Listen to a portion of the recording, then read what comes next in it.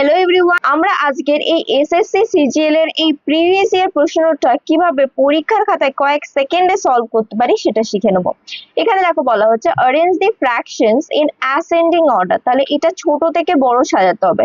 আমরা কিন্তু এখান থেকে সলভ করব না, আমরা কি করব, ডিরেক্টলি অপশনে চলে যাব। কিভাবে করব, এই যে নিউমারেটর আছে 3, এর সাথে এর পরের ডিনোমিনেটরটাকে মাল্টিপ্লাই করবে, এখানে লিখবে। দেখো 3 সাথে কত হচ্ছে 21, তাহলে 21টা এখানে লিখলাম।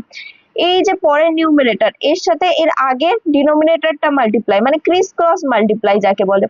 5 4 কত হচ্ছে, বা 4 5 20 হচ্ছে। দেখো অ্যাসেন্ডিং অর্ডার মানে ছোট থেকে বড়, এটা দেখো বড় হয়ে যাচ্ছে তারপর ছোট হচ্ছে, মানে এটা অ্যাসেন্ডিং অর্ডারে সাজানো নেই, তাহলে এটা আমার উত্তর হবে না। পরেরটা দেখো 5 7 35, তাহলে এখানে মাল্টিপ্লাই করে আমরা এখানে প্রথমেরটা 35 পেলাম। এখানে দেখো 9 4 কত হচ্ছে 36। দেখো এটা কিন্তু প্রথমেরটা ছোট, তারপরেরটা দেখো বড় হচ্ছে, মানে এটা উত্তর হতে পারে। পরের গুলো আমরা চেক করব।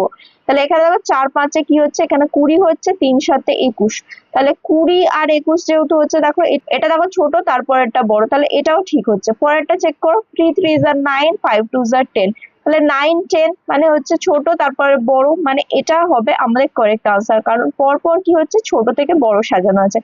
এইভাবেই কিন্তু আমরা পরীক্ষার খাতায় করব, পুরোটা সলভ করব না। পুরোটা সলভ করতে গেলে অনেকটা টাইম কনজিউমিং হবে।